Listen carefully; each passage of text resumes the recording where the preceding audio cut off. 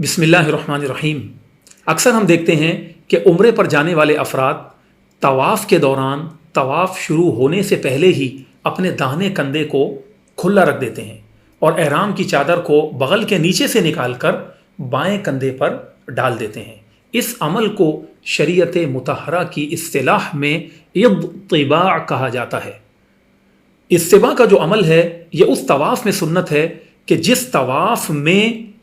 एहराम की चादरें लाजिम हो, यानी दाहिने कंधे को खुला रखना नफली तवाफ़ में सुन्नत नहीं है। इसी तरह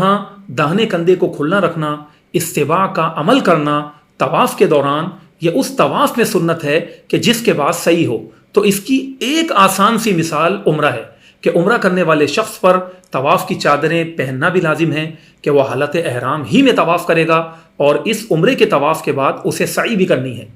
तो इस बात को इंतहाई एहतियात के साथ सुनने की ज़रूरत है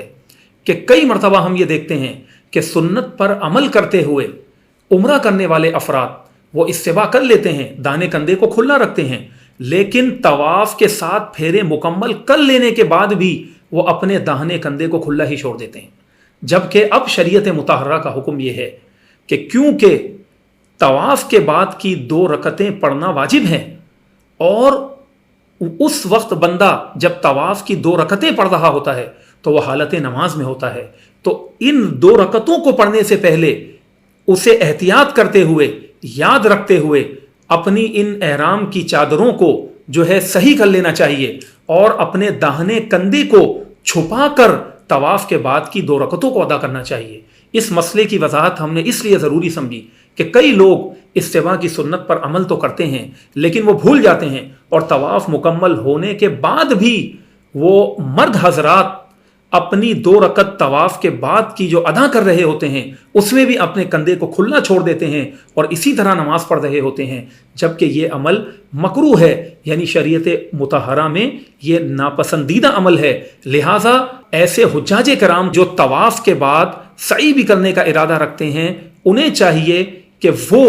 जो है अपनी एहराम की चादर को दुरुस्त कर लें और अपने दाहिने कंधे को छुपा लें। इस मसले के हवाले से हुज्जाज किराम को हम ये एक नसीहत करते हैं कि वो हुज्जाज के जो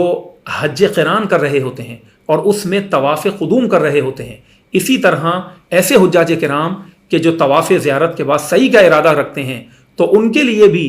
इस्तिबा का अमल सुन्नत करार दिया गया है। इस हवाले से मज़ीद शरई रहनुमाई वो अपने साथ मौजूद मुफ्तियान किराम से ले लें कि उस मसले को उस मौके पर वो सही से समझेंगे तो उन्हें मसला समझ में आ जाएगा। हज के मसाइल बड़े ही नाजुक और बारीक मसाइल होते हैं। अल्लाह रब्बुल आलमीन से दुआ है कि हमने जो कुछ सुना मालिक उस पर हमें अमल की तौफीक अता फरमाए।